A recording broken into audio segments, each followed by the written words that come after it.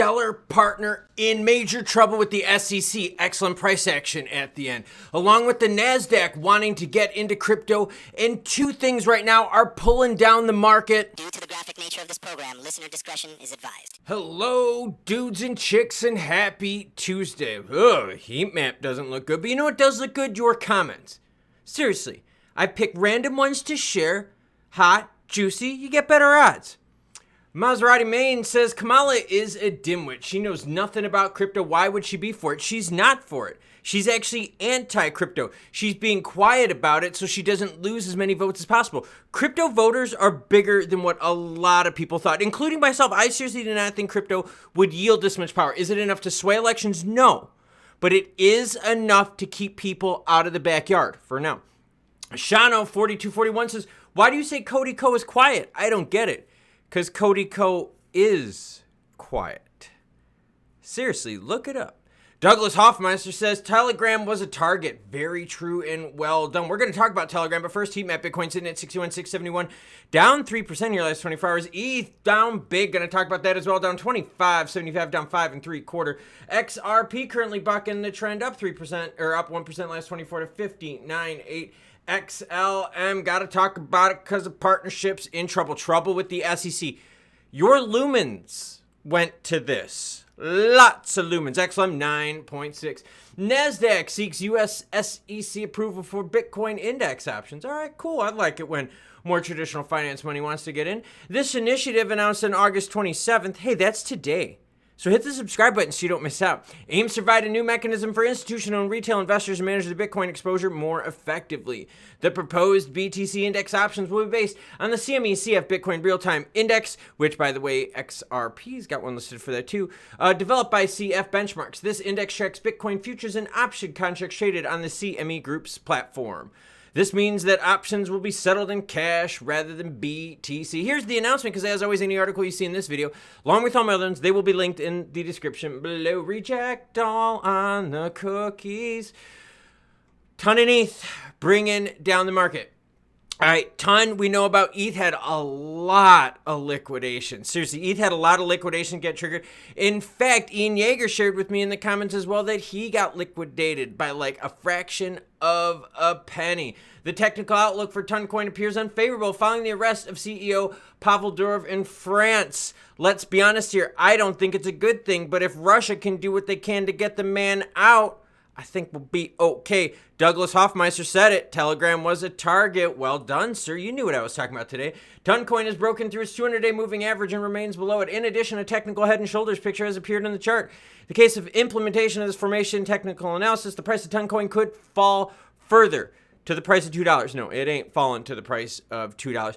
Pantera Capital has I think it's close to like $500 million or something like that tied up into this. Trust me, they ain't going to let it fall. If there's any dip in price, Pantera Capital is going to swing in and their friends are going to swing in too.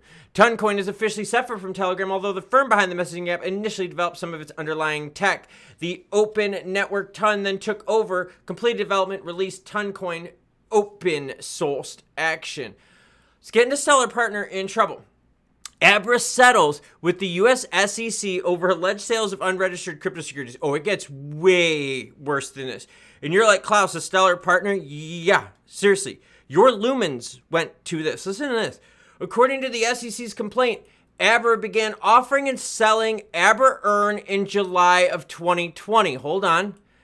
Stellar gave them money in May of 2020. $5 million worth. Stellar Development Foundation invests $5 million in Abra 3 months before they started offering crypto earn, which we know that the SEC has gone after like every freaking yield and earning program out there. Oh gosh, allegedly allowing U.S. investors to earn a variable interest rate in exchange for the crypto assets. The SEC alleges that Abra marketed Earn Abra as a way to automatically earn interest using the crypto assets in various undisclosed ways to generate income. The SEC claims, and this is where things get really bad, the SEC claims that these activities made Abra earn a security under the U.S. law. There's a problem, though.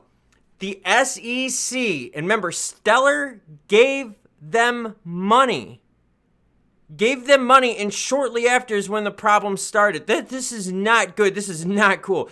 The SEC also alleges that Abra operated as an unregistered investment company for at least 2 years. So Stellar gives them money, and they don't even see if they have the proper licenses?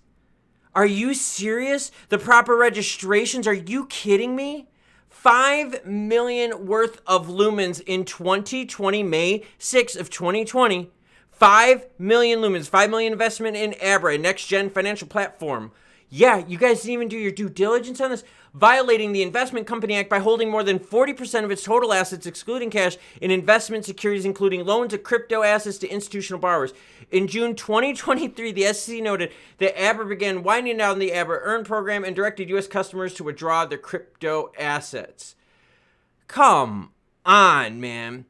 So they didn't even have the proper registration to act as like an exchange, to act as an investment company. I mean, and what, 5 million went to that? This is horrible. Donnell Dixon said Abra is building a product portfolio of financial services that aligns directly with their mission to create equitable access across the global financial system. Yeah, you gave 5 million to a company that settled with the SEC. They settled with the SEC because they knew they did wrong. Like any earning program, like BlockFi's Yield, I think it was, same thing. That was another program. Anything that earns interest, the SEC is deeming a contract because there's an expectation, right? And you also put your stuff in, you hold it for so long, you get this much out. Dude, they've knocked down like every single one. Stellar gives them 5 million in May 7th, 2020, May 6th. And then a couple months later, they start offering an unregistered security through their Abra Earn program. You can't make this stuff up.